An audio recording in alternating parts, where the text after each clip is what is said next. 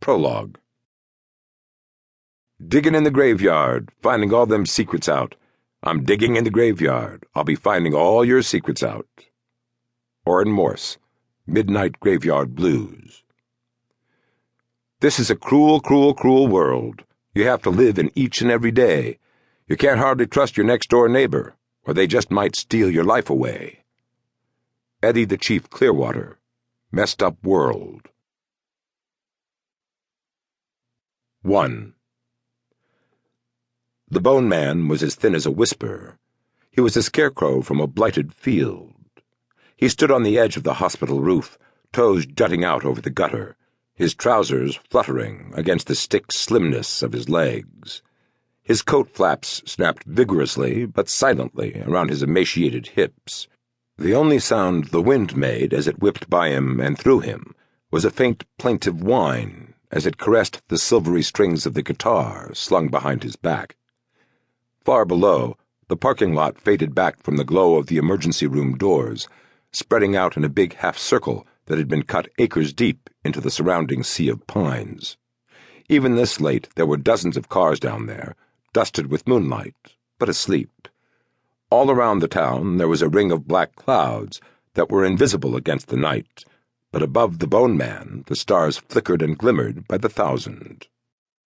For 3 hours he had sat cross-legged on the roof, playing his songs, humming and sometimes singing, coaxing the sad blues out of the ghost of an old guitar that Charlie Patton had once used to play Mississippi Bowieville blues at a church picnic in Bentonia, Mississippi. Another time, the Bone Man's father, old Virgil Morse, had used that guitar to play backup on a couple of Sun record sides by Mose Vinson. The guitar had history. It had life, even though it was no more real than he was. A ghost of a guitar in a dead man's hands, playing music almost no one could hear. He'd sat there and played and listened to the whispers and cries and moans from inside the hospital, hearing the beep of the machine that breathed for Connie Guthrie, hearing the sewing circle whisper of needles and thread as the doctors stitched Terry Wolfe's skin, and the faint grinding sound as they set his bones.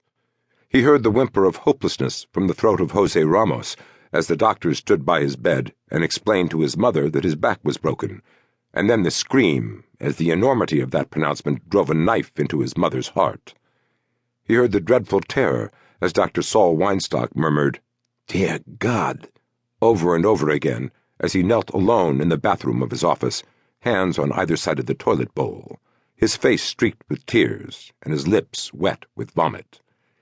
He heard all of these things while he played, and then he heard the hospital slowly fall quiet as drugs or shock or alcohol took each of them into their private pits of darkness. That's when the Bone Man had stopped playing and rose to stand on the edge of the roof, staring across blacktop and car hoods and trees at the moon.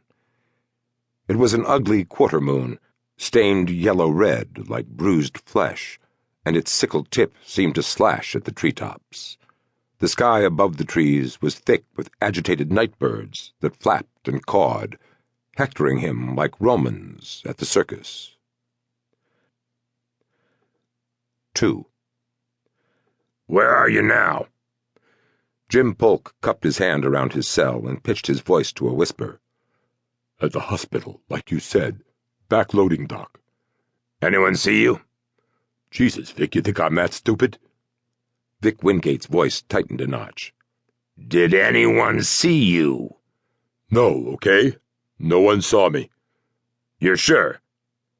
Polk almost mouthed off again, but caught himself.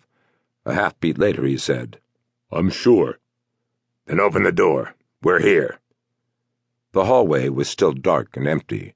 He'd already disabled the alarms and the video cameras, permanently this time, per Vic's instructions. He pocketed his cell and fished for his keys, his fingers shaking badly.